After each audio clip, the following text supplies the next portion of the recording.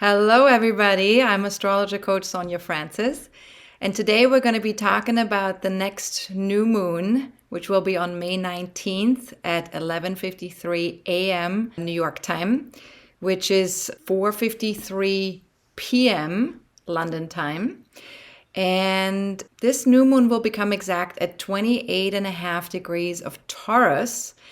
And of course, this marks the beginning of a new moon cycle, but it also marks the end of eclipse season. Yay. So we've been through our consciousness upgrade once the new moon becomes exact. And so as best as you can, always at the time of the new moon, get really quiet. See if you're getting any new messages or ideas. If you are, then harvest them and fold them into your intentions that you set for this new moon cycle. And of course, as always, I will talk about this process later in the video, and I'll give you the very best and most potent times for doing so towards the end. So stay tuned. Now, before we get started, I just want to make a quick announcement, which is that from May 14th until May 21st, I have several discounts available on my website because it's my birthday week. And so for the whole week, I'm offering lots of great coupon codes for different services. So check my weekly forecast blog on May 14th on the blog page at astrologercoach.com/blog for all the different coupon codes that you can get to get some discounts. All right. Now, this new moon will sextile Neptune in Pisces, Mars in Cancer, and it will align with Uranus in Taurus, and it will make a trine to retrograde Pluto in 0 degrees of Aquarius. It will also have some exalted planets in this new moon chart. Mercury in Taurus is exalted. Mars in Cancer is exalted for different reasons. We'll go into that in a moment. And the moon and Venus are in a mutual reception with each other, which I will explain what that is in a moment as well. And we have a T-square and a grand cross with Jupiter in Taurus as the focal point. So T-square, if we're just looking at the planets without the moon nodes, but if we include the moon nodes, it actually becomes a grand cross. Again, we'll talk about all of that in a moment. As you can see, there's lots going on in this new moon chart, which collectively is painting a very complex picture with a focus on the feminine and receptive energies, lots of feminine signs, which are the earth signs and the water signs. And 9 out of 11 planets are indeed in feminine signs, which that's a lot. Now, before we go into all of these aspects in more detail, let me first talk about the sign of Taurus. Well, because we have 6 planets or points, you could say 6 altogether, planets and points, Jupiter, North Node, Mercury, Uranus, the Sun, and the Moon, in Taurus, we are feeling a strong need to focus on this earthy sign for the next 28 days. And steady, peaceful Taurus places much more focus on our interaction with the physical world. You could say that we seek a healthier relationship to matter, or what matters. Now, we want to make sure that we're not too attached nor too disconnected from things on the physical plane. So, for example, those are things like our bodies, our resources such as money, and the planet we co-inhabit. Now, we are powerfully reminded to take the time to honor the only planet we currently live on, the Earth, and honor its resources and its beauty. Get in touch with that, on a more visceral level. And in much the same spirit, we're also invited to honor ourselves, honor our own bodies, our own talents.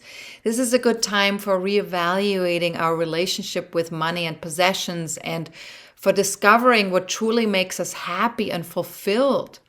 So just check in with yourself. What came to mind when you heard me say all of this? Now let's talk a little bit about some of the aspects of this new moon chart. The new moon in Taurus sextiles Neptune in Pisces. And Taurus ultimately seeks to honor spirit in form. How do we connect the energetics and bring them into a physical form. And it's also about recognizing the physical world as an expression of the divine and the body as a sacred vehicle. And Pisces understands the paradox between physical and spiritual, between matter and energy. So therefore, it is an opportunity for us here to join our need for material comfort and enjoyment of life, physical enjoyment of life, to a much more gentler and more intuitive approach, to really merge those two together or let them work with each other. So ask yourself, how might meditation or mindfulness, simply being present in the now moment to all the energies inside of me and everything that's around me, support me with my enjoyment of life? How might that support me? That mindfulness, that being present in the now. And what might merging my 5 senses with my 6th sense bring to awareness? And what small steps could I take towards this? And what if there were a huge leap I could make? What might that be? Now, you have to remember with all of these coaching questions, if this is the first time you're watching my videos, please don't use them to answer the questions with the mind, but allow the answers to come to you intuitively.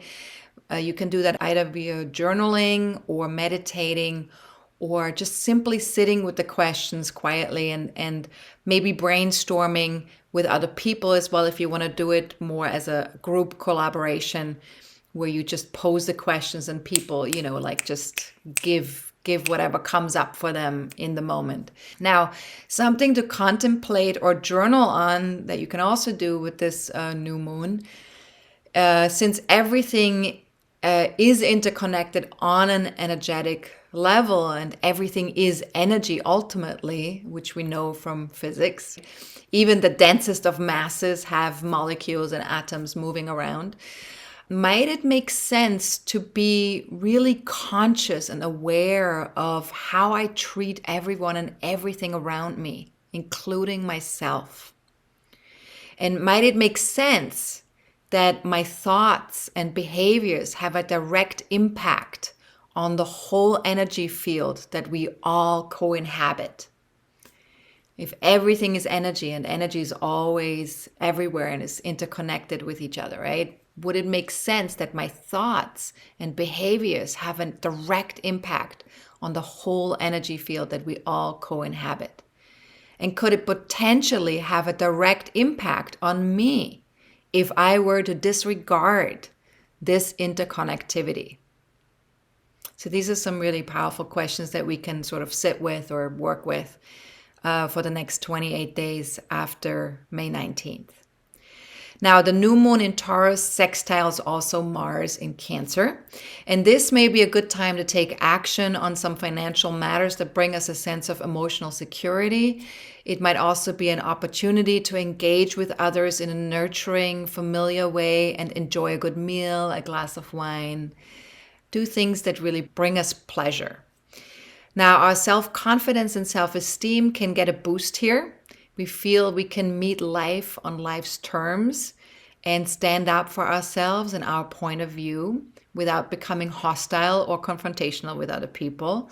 Just by saying, like a clear no, like Taurus is very good at setting healthy boundaries. And when we honor ourselves, we can have clear yeses and clear nos in connection to other people. And so the physical and emotional body can really align with this sextile between Mars and the new moon. So ask yourself, what might trusting my body's intrinsic knowing of something that I feel emotionally connected to allow me to do? And if there was a single really simple action step that would feel nurturing to me at this time, what might that be?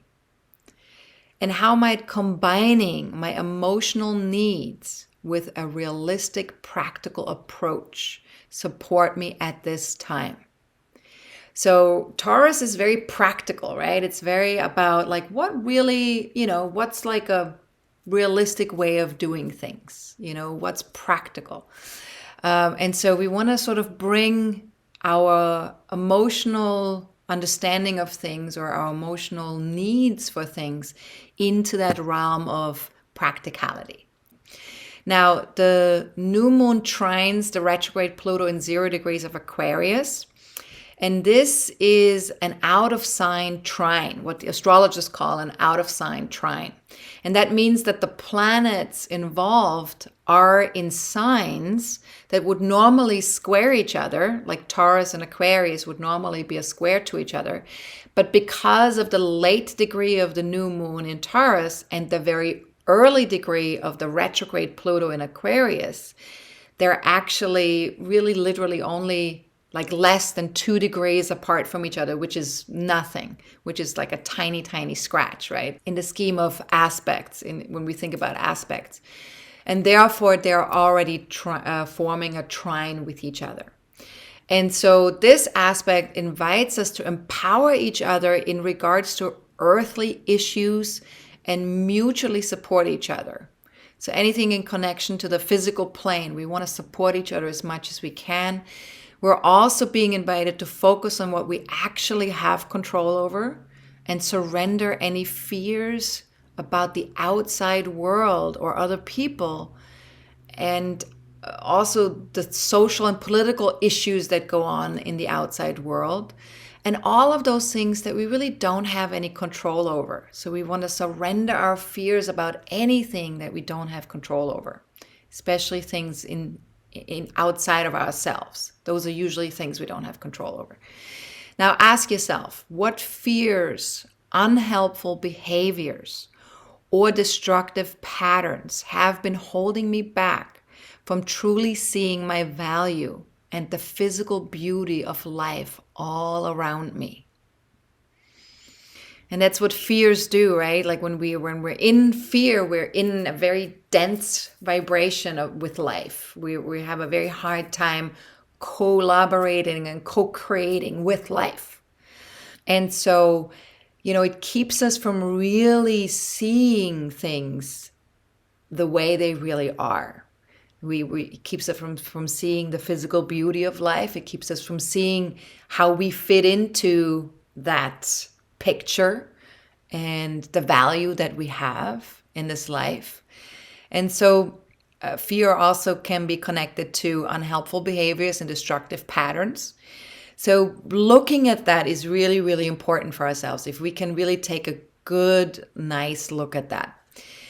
Then some other questions you can ask here too is, where does my self-confidence currently come from? Does it come from within or from outside sources?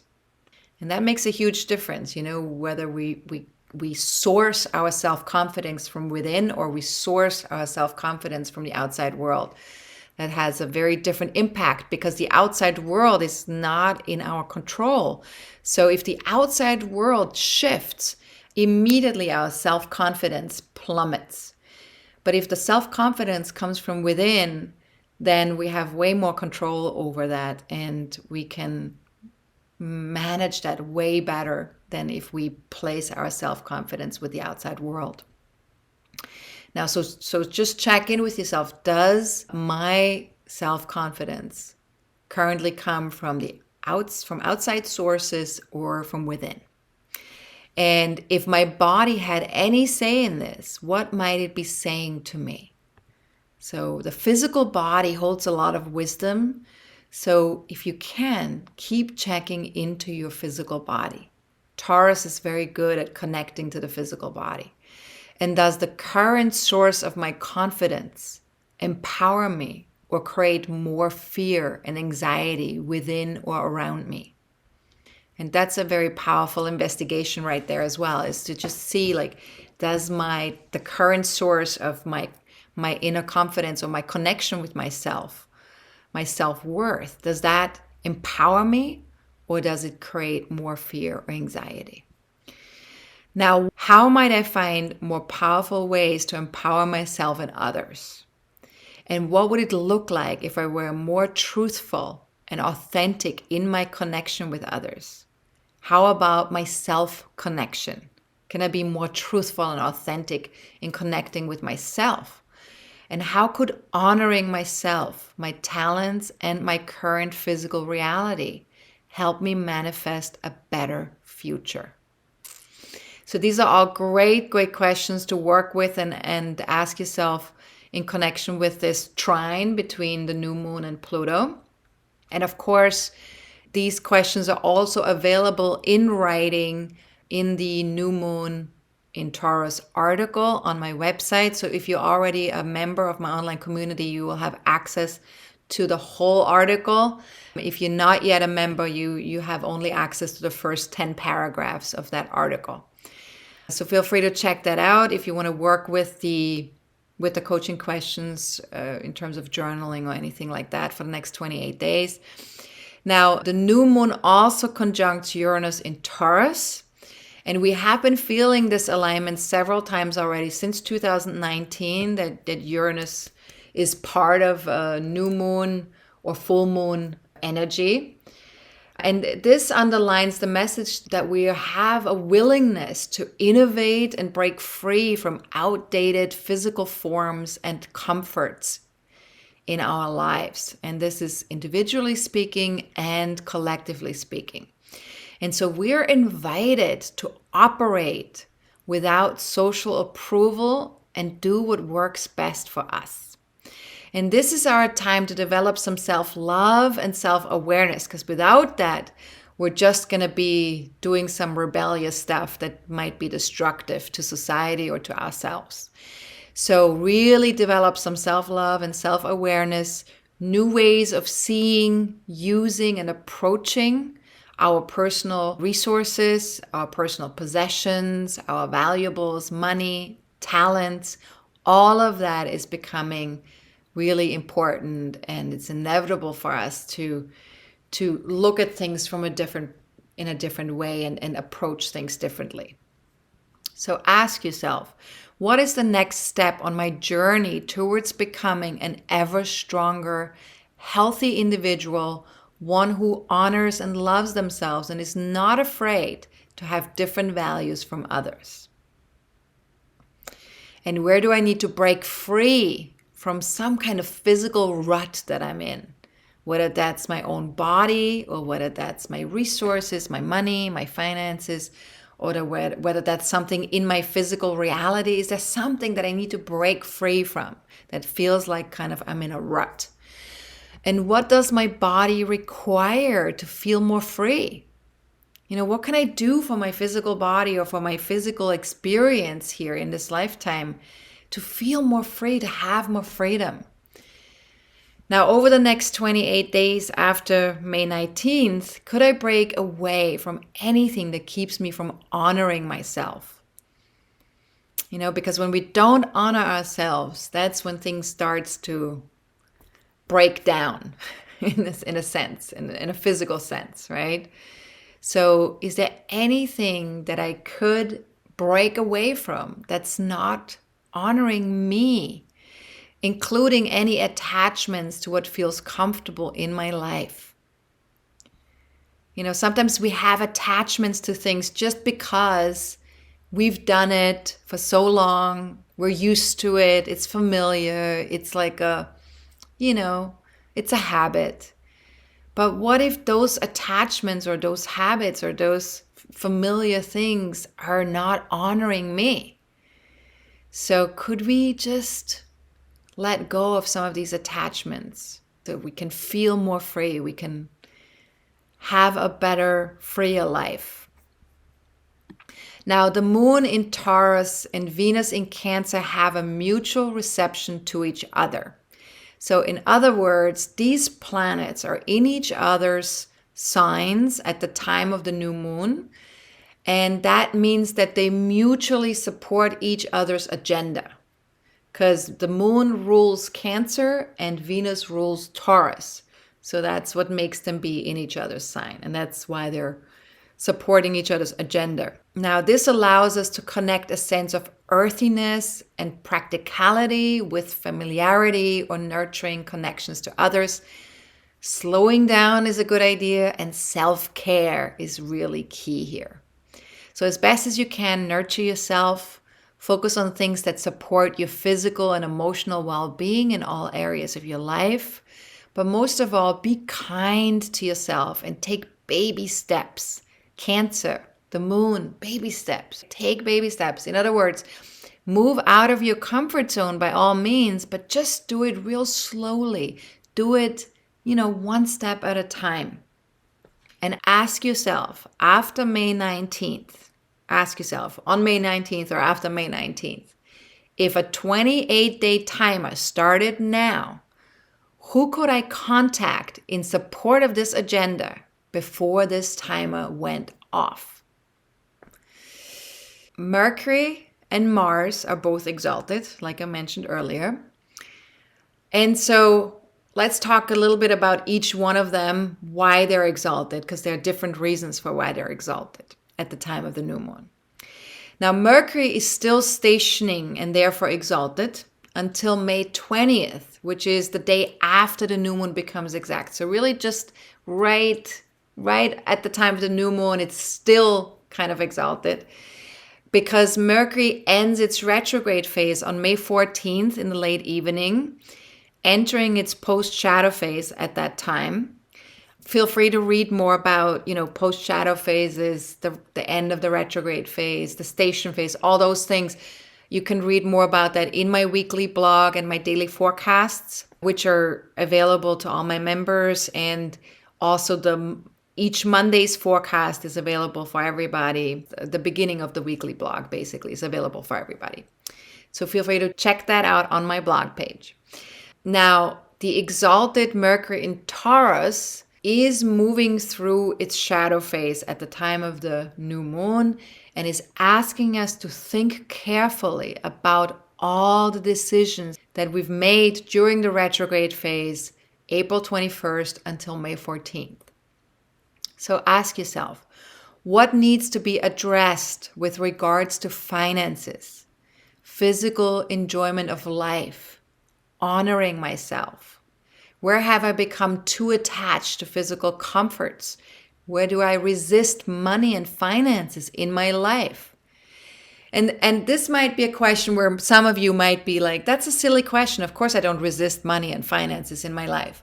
But I want you to be really honest with yourself there, because sometimes we don't even realize that we are resisting money and finances. So in what way are we resisting it? There could be, obviously we might not be resisting the receiving of money and finances, right? But what about managing money and finances? How are we resistant towards that? How about when it comes to making a decision about how much we charge for something? Are we having some resistance towards that? How about, when it comes to someone wanting to help us out with money and finances, someone who says, I have something that I can help you with, like an accountant or, like a person who does your taxes. How about there? Do we resist those types of things when it comes to money and finances? So there's so many different ways in which we could be resisting money and finances. How about when we need to save money, when we need to invest money for the future? Are we resistant towards those things? So just investigate that a little bit further and see, where do you have some resistance towards money and finances in your life? Then some other questions you can ask yourself here is, what did I learn about my earning power and my sense of self-worth over the past 3 weeks? How might I share my findings in a healthy way? And then let's talk about Mars. Mars is in the very last degree of Cancer at the time of the new moon, 29 degrees. And that makes it quite exalted. A planet in the last degree of a sign feels louder. It is trying to express as much as it can of the current sign before moving into the next.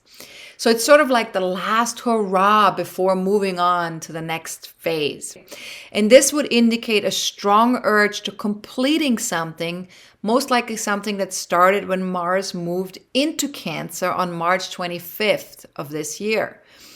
And so there is an impatience in the air around family issues, the physical or emotional home we have or have not yet created for ourselves, and or creating more emotional safety in our lives in general. All of this is connected to, Mars in Cancer, wanting to take action around these things, wanting to move things forward around all of these issues, family, home, safety. So ask yourself, what projects began around March 25th or after March 25th in connection with any of these issues? What actions did I take? What actions still remain to be taken? And then less than 24 hours after the new moon becomes exact, Mars will move into 0 degrees of Leo. And once it moves into Leo, it makes an exact opposition to Pluto in Aquarius, an exact square to Jupiter in Taurus, as well as approaching an exact square to the moon nodes in Taurus Scorpio. And that will be exact on May 26th. So this opposition with Pluto will last until May 29th and asks us to find a balance between our desire for love and joyful self-expression that feels gratifying to us personally, individually speaking, versus our deeper social processes of transformation and deeper belonging out there in the world in our various communities or affiliations that we have. So ask yourself with this opposition, what is my motivation for connecting with others out there in the world? What does true belonging look like? And does it exclude individual self-expression? Or is there space for all kinds of diverse expression? And what part do I play in all of that?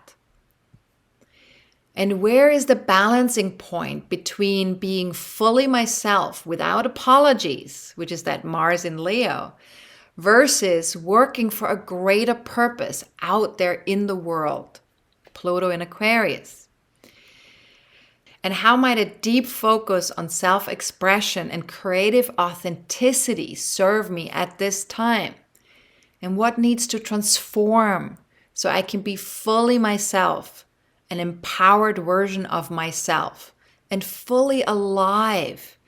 Remember, Leo wants to be alive. It wants to enjoy life. Pluto wants to be alive. But Pluto can only be alive and fully passionate about life if we first deal with the goo and the gook and all the depth and the shadow stuff and the darker side of things that is holding us back from being fully alive. So what needs to transform so I can be fully myself, an empowered version of myself and fully alive?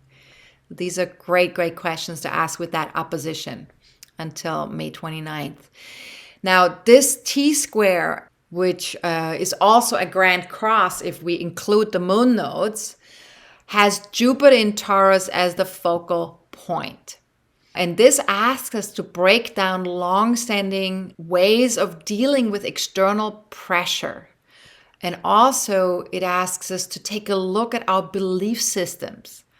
Now, with Jupiter as the focal point, we are invited to act on our own inner wisdom and honor what is true for us while respecting the desires and deep processes of others out there in the world and what we're experiencing collectively.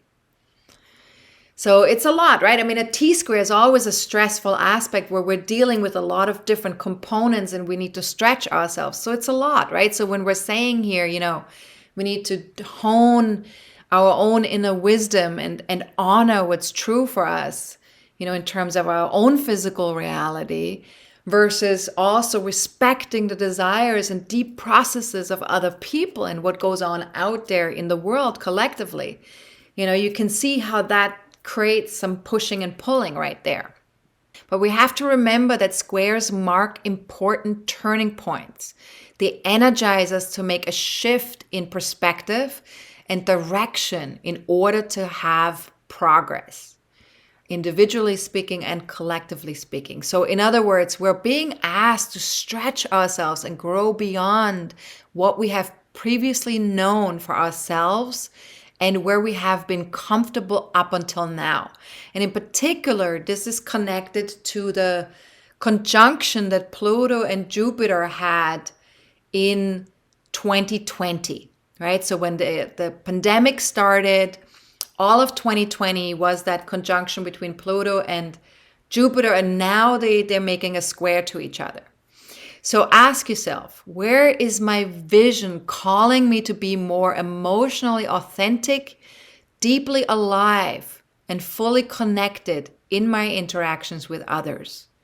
And what fears are keeping me from realizing this vision? Where am I being called to have a more pleasant, embodied experience in this lifetime? What needs to be honored on the physical plane? What expectations or attitudes need to be adjusted for me to realize this? How can we be more in touch with our own physical experience? We've been so disconnected from our own physical body. We've been conditioned, in some sense. We've been conditioned to either obsess about our body or to ignore it. So how can we find this healthy connection to our body? And what expectations or attitudes need to be adjusted for me to realize this? And what if I allowed myself to see beauty everywhere, including my own, no matter what other people's expectations or point of views are about all of that? And then what if I embraced my worth fully and completely? What if self-worth was not determined by other people's ideas of what it means to be worthy, but what if it was always and already given to all of us at birth? What if that is our birthright, self-worth? And could I value myself exactly as I am and as I am not? Could I value myself, or could I see the value of myself exactly as I am and as I'm not? Now, we also talked about this T-square in more detail, and also Jupiter in Taurus, which is journeying through Taurus until May 2024, next year, in my most recent forecasting forum. So feel free to get the MP4 video presentation of this event if you haven't seen it yet, or if you're not already a star member. There's a link below this video, or you can also go to my webinar page on my website at astrologercoach.com to get access to that. And there's another option here too. If you don't want to purchase that webinar, then you can become a star member between May 14th and May 21st, which is, again, the week of my birthday. Yay, hey.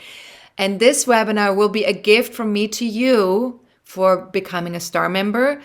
And just also know you can always cancel or pause your membership at any time. There are no rules or regulations around being a member. It's whatever works for you. Now, I also wrote an article about Jupiter in Taurus. The first 10 paragraphs of this article are available on my website for everybody. And the full article with all of its coaching questions is available to all my members via the membership portal. Okay, so and just make sure you're signed into you're logged in as a member so you can read the whole article. Now, when Venus moves into Leo on June 5th, we will have a similar planetary configuration as the one that I just described with Mars in Leo. Now, we will talk about this grand cross in the fixed signs involving Venus, Jupiter, Pluto, and the moon nodes in our next forecasting forum on June 2nd at 5 p.m. New York time. So feel free to join us live or watch the video recording of the live event. And to register now and get the early bird special for this webinar, click on the link below this video or go to my homepage and register there. You just might have to scroll down and see where it says, monthly forecasting forum. And of course, star members are automatically registered every month. So if you are one of those, don't worry about this. All right, now Venus also squares Chiron and Aries in this new moon chart. And this will be the last aspect that we'll be talking about. And this asks us to stretch and grow around our ability to be vulnerable. Now, we have a chance here to learn from one another. Ironically, though, social insecurities can be quite magnified at this time. We might feel insecure when we're connecting with one another. So whenever Chiron is involved, we are definitely asked to do some healing work, especially when it's a square. We need to stretch ourselves to do this healing work. So as best as you can, use this time to learn about your sore spots. Remember, nobody's perfect. We all have our flaws, our idiosyncrasies. It's all good. The more we resist our own feelings, the more we keep them spinning in place. So just remember, like whatever shows up, whatever comes up, wherever we feel insecure, just allow that to be there. You're a human being. It's okay to have these experiences. Everyone does. Now ask yourself, what might change if I had 5% more compassion for myself and others? Especially also the acknowledgement of everyone is human. What might a good dose of love and compassion bring to it all? And how might I access a dash of those ingredients when I need them the most? Now, to sum it all up for this new moon, it is in our best and highest interest to honor the earth, the planet we live on, and our physical experience as we move through this human life. With so many planets in Taurus, it reminds us that happiness is ultimately an inner state. We must each honor our own values and find appreciation and inner fulfillment wherever we can. It's available to us all the time. We just have to look for it. This new moon also helps us transcend old mindsets around money, self-esteem, and security. And the more we can honor ourselves, our talents, and our relationship to the physical realm, the more we can connect to the love and the abundance that surrounds us in every moment. So ask yourself, what would I need to add or subtract from my life to better experience it as peace, as abundance, and as radiant love? And might adding a daily dash of love, grace, gratitude, would that add to my joy on this physical journey?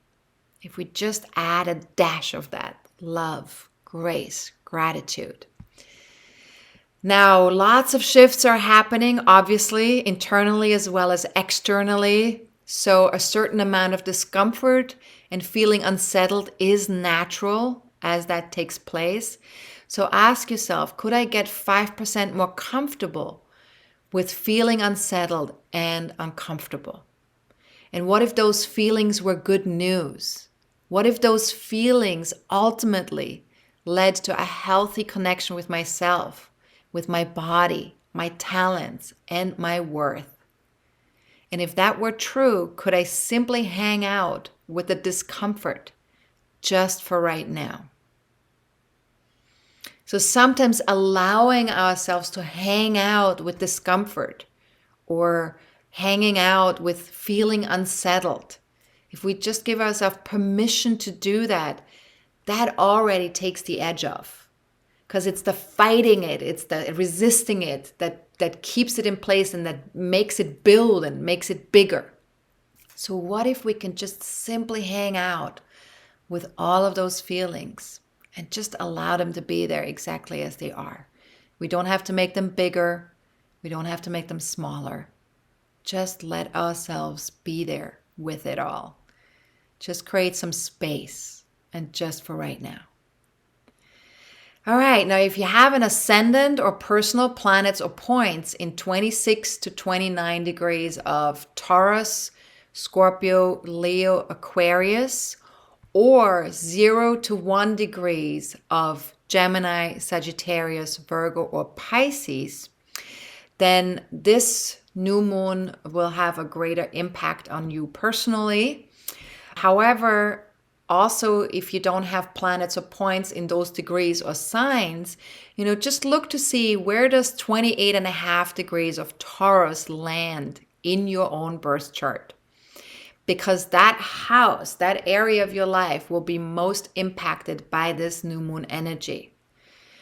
And if you don't know how to look that up in your own birth chart, feel free to watch my class, How to Read Your Birth Chart. That's available for free on my website. On my homepage, if you just scroll down all the way to the window that says free class, and then just click on that, you can get access to that free class. Now, let's talk about new moon intentions. Now, the new moon is also the best time to set some powerful intentions for this month's moon cycle. And this is best done soon after the new moon becomes exact, and definitely not during a moon void, of course. We always want to avoid those phases. So this month, the best and most potent time to set intentions would therefore be between 11:53 a.m. on May 19th and 11:53 a.m. on May 21st. The only exception would be a 1-hour window on May 19th, where there will be a brief moon void, of course, and that will be between 1:51 p.m. and 2:48 p.m. on May 19th. And then all of the above times that I just gave are, of course, New York time, US, East Coast time. If you live in a different time zone, then feel free to convert those times. And if you don't want to do that because it takes too much time or effort, feel free to join my Facebook fan page or my Twitter page or on Instagram. And I will be posting reminders on those pages on May 19th, on May 20th, and 21st to let you know when it is time to set your intentions. All right. Now, for more information on setting new moon intentions, feel free to take a look at my article that I wrote on the subject. That is also available on my website. There will be a link below this video, so you can click on that. And yeah, that's it. Have a fantastic new moon. If you are a member, I will see you again in about 2 weeks for the full moon video. And if you have any personal questions about your chart, feel free to book a reading with either Leah, who is also a soul-based astrologer that I have trained, or with myself.